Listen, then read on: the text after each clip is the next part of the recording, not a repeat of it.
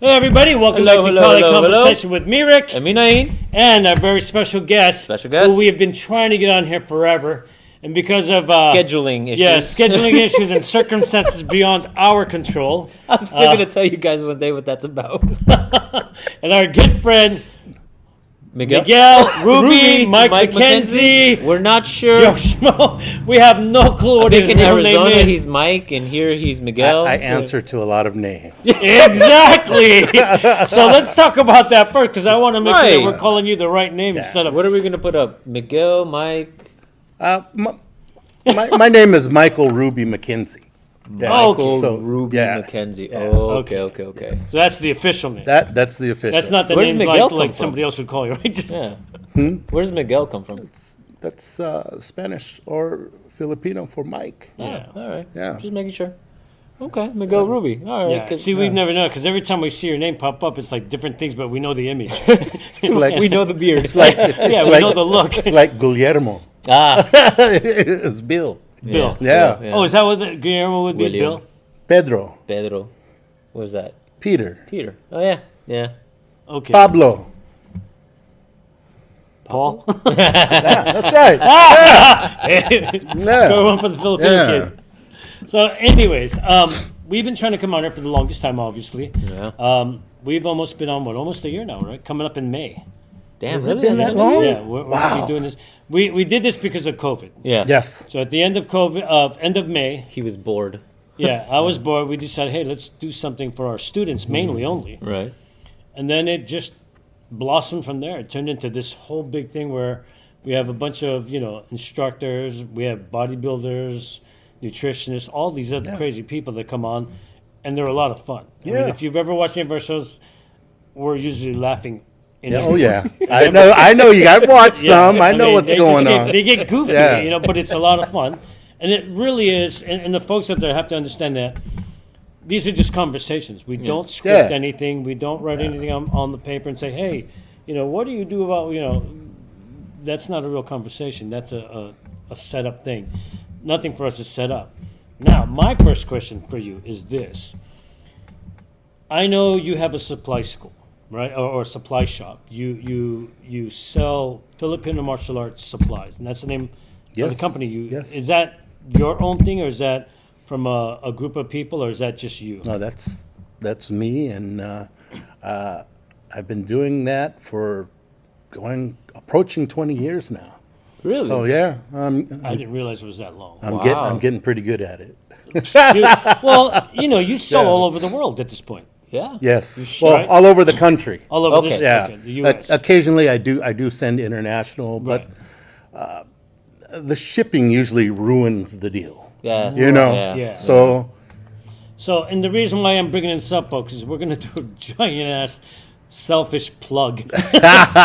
We want to help all our We're guys. being selfish. He's not. Well, and the thing is, we bought from you a lot. And I know Danny was here a couple of weeks ago. Danny. Last week. Yeah.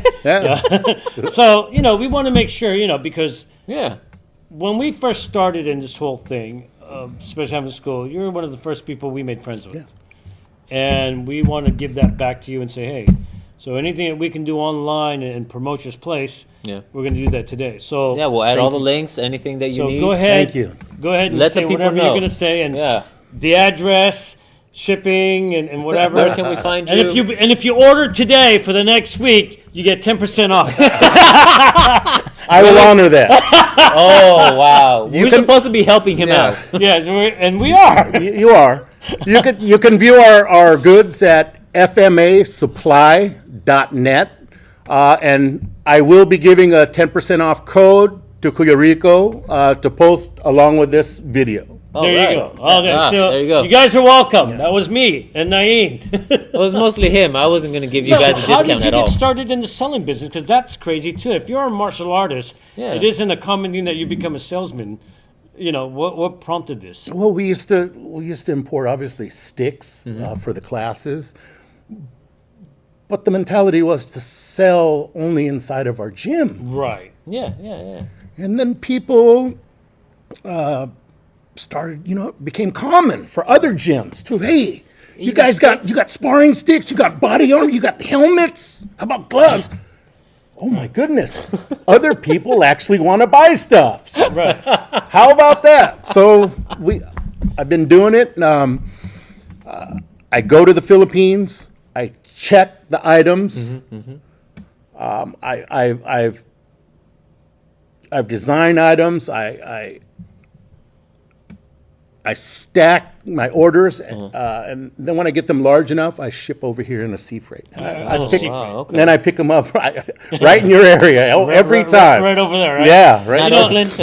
So I like going to Oakland. Right. It's easier, but sometimes I do go to South But San Francisco. right, Yeah, there's the pier over there. Yeah. That's crazy. yeah, Wow. yeah. So, I've always been fascinated about people who sell things, right? Yeah. But in your instance, the stuff that you sell, it's a small group. It's a niche market. Yeah. Martial arts is not of a giant thing, but you seem to be doing well for 20 years. yeah. Still You've going. been doing this, and Yeah. you're constantly I know you're moving items all the time. And I'm not even selling like the competition armor type gear anymore. Right. Really? Yeah. Why'd you move out of that?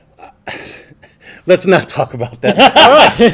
Okay. We'll put a pin on But that. maybe for in the another day. future we'll start doing that. But I haven't imported that for quite a while. So, Okay. is there?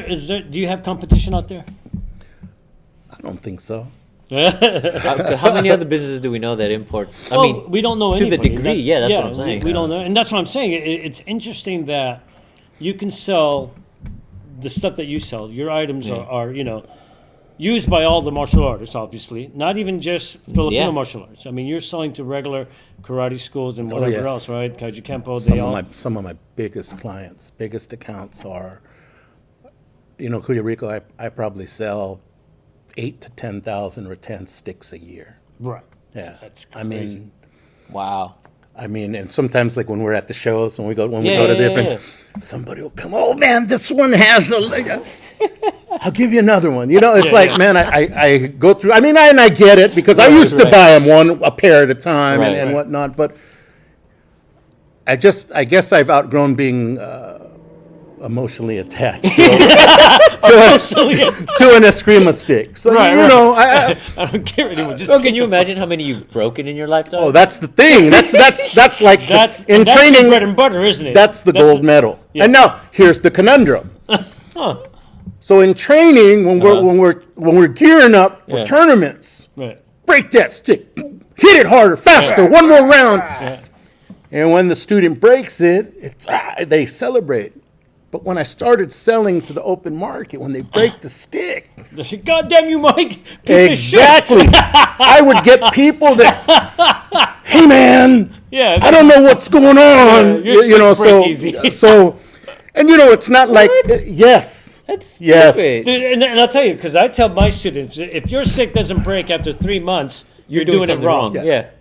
And we're not doing. You suck. It's not like it's submarine welding where every weld you make, they're gonna X-ray it It's to a make sure fucking stick. it's a vine. It's a vine. We don't know if it's Yeah, imperfect how long it's inside. gonna So, stay, yeah. Right. so I try to. So now I've learned to have different. I try to stock different diameters, different. A thick one, a thin one, something in the middle. I appreciate that. Some that so are much. really heavy, Yeah. Well, some that I are like mine to be a light. little thicker because Yeah. I Yes. have a better grip for that, and he Yeah. likes them the smaller, the thinner I ones. like the medium ones because Yeah. they feel more compact and the fiber Yeah. seems like a little Yeah. heavier. Yeah. But again, and then some people like the really thin ones. Can you go grab a handful of? We'll just put them down here. But yeah, why not? it's funny that you bring this up because you're right. I mean, like I said, if you can't bust your sticks after 3 months of good training, you're not training properly, Oh yeah. right? You're not hitting hard training enough. You're not putting enough power behind whatever you're trying to do. If you're babying it, that thing will last a year. And if it lasts a year, I don't even want you in my class. So for me, when I was first approached by some customers who actually, they train hard. People train hard. They People should. people like to hit hard. And I had a guy. I remember the first time I sent some sticks out. I don't remember the state, but a couple weeks later, he messaged me and he was mad. Right. Pair of sticks. He was mad. Look at this. It's they start to Fray. Yeah. They fray out. Yeah. and it's just like, man, I've never dealt with that. That was, I had It just never dawned on you that that could be an issue. I had just started selling like to the public. So Okay. I transitioned from we're only selling inside our gym to our students to, hey, Anybody. Yeah. we can, other people want this stuff and Yeah. they need somewhere to get it. So it was just, it really hit me from left field. So What a shock, right? Yeah. And the fact that people were complaining about it, not Yeah. realizing that's the nature of these particular Yeah. things. Oh, by the way, folks, this guy who's walking here is not just a janitor. No. He looks like a janitor. But so just to get off topic a little bit, that's Jordan. He's Yeah. your top student and instructor. Hey, in this Jake, one, come right? around here. he's Jordan is the instructor. So we have, let's talk about this gym. Not to get too Okay, off no, topic. we will. Yeah, but we wanted to yeah, make sure we yeah, sold just- your store. Yeah. We'll get back to it. We'll get back We'll to get back it. to Let's, this. let's So mention him for a little bit. we're sitting, guys, inside the Rancho Cordova Martial Arts Center. Plug. It's right here. Yeah. I said so, And this is Jordan. and this is Jordan. He's trying to get away from the camera. He's shy. We propagate Filipino martial arts here, and we teach two systems. One that is weapons based, eskrima, and one that is Ooh. mainly an empty hand, which is yaoyan. Both arts are from the Philippines. Jordan is the main instructor for the yaoyan and also the fight team. My partner, who wasn't able to make it here today, Master Brandoy, he is the chief instructor for the Doce Pares Eskrima. He was the chief instructor at the world headquarters in Cebu from 2000 to 2006, and then he moved here, and we've been partners ever since. So, Wow. yeah, so when I love this because, and I want to break it down because I've always been fascinated, not so much with the FMA stuff, but the Yao Yan. yeah. Because when we first met you almost 6 years ago, you introduced us to three guys. Yeah. Jordan being one of them, Ian.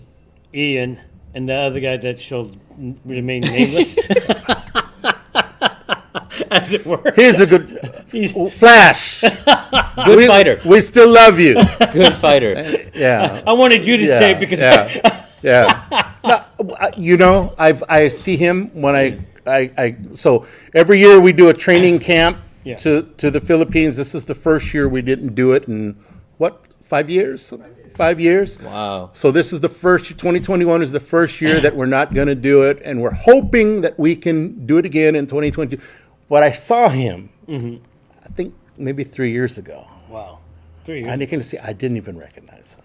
Wow. Oh, was he fatter or thinner? He was thinner. Oh, He was. really? I mean, he was. When he was, you Yeah, met him. yeah, He yeah. was. He had Solid, a, yeah. he He had was a solid, yeah. He had a He was god built. body, Yeah, know. right. And when I saw him, I go, "Who's that?" And I go, "Oh, that's Flash." So I don't know. I hope he's doing well. Yeah, every time we go there, I try to include him in our camp. I try to bring him around and train the students because our senior students, some of the ones on our fight team are they have his style. They fight like him okay, because yeah. they really took a beating from him on a daily basis. Yeah, we remember those. Yeah, I I mean, remember so some of them have Jordan's movement, and Yeah. some of them have Flash's movement. So Right. yeah, So let's talk about Yao Yang first, because I know Grandmaster Napoleon Fernandez. yes, That's a name that is synonymous with Yao Yang. yes, Let's talk about him. He founded this, or yes. He founded the art. It's his art. Oh, okay. Yes. so let's talk about him. So Grandmaster Knapp, his picture's up there. And we're gonna flash that on the camera. Yeah, Yeah. he trained in a lot of different classical martial arts. I think he fought in the Asian Sea Games or whatever. He did very well. But something about the martial arts he was doing, it wasn't Filipino. Oh wow. So he formulated his own martial art, Okay, and that's Yao Yan. Yao So Yang. what does that mean? What does Yao Yang mean? Yao Yan is Sayao, Uh-huh. which means dance. Okay. Nug of Uh-huh. Kamatayan, death. Dance of Death. Yes. Oh. Yeah, I've seen Jordan move. It kind of kind of gives me chills a little bit That more makes now. sense. It makes it's a little scary. Yeah. It's a little scary. So, Yeah, I've experienced a hit from Jordan. He cheats. Fucker hurts. yeah. He doesn't know how to hit soft. no, soft doesn't seem to be part of the Yao Yang way. No. I remember, and they visited us at our place. Yeah. Several years ago. I sparred with him a little And, bit. I mean, yeah. you can't really call it sparring. I was trying. He was Yeah. toying with me. Oh, I know. Yeah. You know, he was doing little backflips and little cute But it was things. always very impressive. I mean, I've Oh, always incredibly. admired, and that's why I love that we were able to come here and get to talk about Yao Yan, because Yao Yan is the equivalency of what Muay Thai is in. It's very, Right. very similar. right. How does it differentiate then? Well, what's the Well, what's I- the Filipino aspect of Yao Yang I can't. besides the name? I can't really comment on Muay Thai. I've never trained in Muay Thai. Right. So anything I say would be a general statement, and it's not fair to that Right. art, which that's a great martial art. Honorable man. What I can say about Yao Yan, it's very Filipino. It's dance. So if you see a Yao Yan player, they're floating in and out of range. Do you remember back in 2005 where they had the World Cup of Boxing here in Yeah. Sacramento, Yeah, where yeah. the 6 fighters from Mexico Right. and then the 6 fighters from Philippines, they fought? They had these fighters from Ala Gym. Right. Filipino fighters. I was there. I was ringside. And these dudes were they were floating in and out of range. And that's kind of like what Grandmaster Knapp wants the Yao. You can talk about the kicks. Oh, people think, oh, they do this. They do. Yeah. Right. But it's the movement. Like Right. Like if you you said, watch the dance. If you watch the Matador Yeah. at the bullfight. Yeah. When the bull comes in, he doesn't jump 6 feet away. It's like these minimal movements. Yeah. He Yeah. misses the horn by an inch, by a half yeah. inch. And for me, that's one of the things that That's I the can. beauty, the artwork. of it. Yes. Yes, that's the art of it. Yeah. Wow. A lot of people will talk about they do this strike, they spin like that's part of it. Right. But it's that movement, it's the way they engage, and I also believe it's the fluidity of their Right. strike. That's beautiful. Yeah, of their strike. So let me ask you this, and I want you to be honest. When you looked over at Naeem, you brought up Matador. Yeah. Is it because he's? I'm just. No, hey, man. He's just cut off. No. Yeah, you're just a jerk. No. But it's a very, I believe, You're absolutely right. Yes. It is because of that style, a Matador compared to a Filipino arm style. Because when we do the crenzas, Yeah. what is that? That's totally just dancing. yes. Yeah. That's totally all it is. Yes. But we do it in such a way that it becomes this elegant looking thing. But I'd like to add to something, the metaphor he was talking about, the Matador, and I think it speaks true to a lot of the Filipino martial arts, is that you're up against a dangerous beast. Dangerous animal. It's an Yeah. animal Yeah. that's coming at you on pure Who could instinct. care Yeah. less about? And as a Matador, you are missing, like you said, just inches away from death. Yeah. But you keep that composure, you're Yeah. still relaxed, you're still fluid, you move around, and I'm assuming that's the mentality behind the Yao of Yang. the Yao is Yan when they're Yes. up against him in front of somebody. If you move too much. to get too much, you don't get hit, but you're out of position to counter. yeah. You're at range. So yeah. that's the one thing that Yao Yan tries to And you call him Nap for Napoleon, obviously. yes. Yeah. But Grandmaster, I mean, from what I've seen and what I've heard, I mean, he seemed like a very quiet guy, right? He was just very. I mean, that's just the impression. No, I mean, because everything that I've ever seen on him, he's not very loud or anything like that. Or I mean, he always just seemed like this quiet old man. I mean, silver haired, and I mean, I must be totally wrong because I'm like, I mean, that's the impression that I got. Nowadays, the term alpha male gets thrown around Yeah. Right. a lot, Yeah. and maybe some people who say it that describes that person they're talking about. You could put Grandmaster Knapp's name in the dictionary next to alpha male, and So he was just. no, he's not. He's No, not. right? No. But I don't he- think that's what he's saying. Yeah. He's just. I mean, you got fighters like Jordan, and these other people, and when Master gets mad, you'll see them. You just. No one will. Well, see, that's not the impression that when you see this old man. He seems like a very quiet, reserved guy. But that that's always the way, presence. right? You see that. You're in awe of him, but I would have never thought he was like that. That's crazy. He's a genius. Right. He was a genius at many things. Now, I'm talking about Grandmaster Knapp, but I really was not his student. I knew him. I had a relationship with him. He knew me. Right. When I walk in the room, he'll call me by my name, and there are many Yaoyan practitioners that he's taught in the career of Yaoyan, but there's only a handful of disciples. Right. Yeah. Because his training is rigorous. It's not For the only faint. it's not only the physical. Right. It's not only taxing physical, but he knows if your maximum output is right here, he can say something to you, and you can give more. Wow. It's amazing. I don't know how to explain it. It probably sounds like Mystical. Yeah. like a tall tale, but I am fortunate to have known him personally, Right. and I could probably stay here and talk to you guys about all the things that impressed me about him, but Right. he is very proud of being a Filipino, and he teaches young men to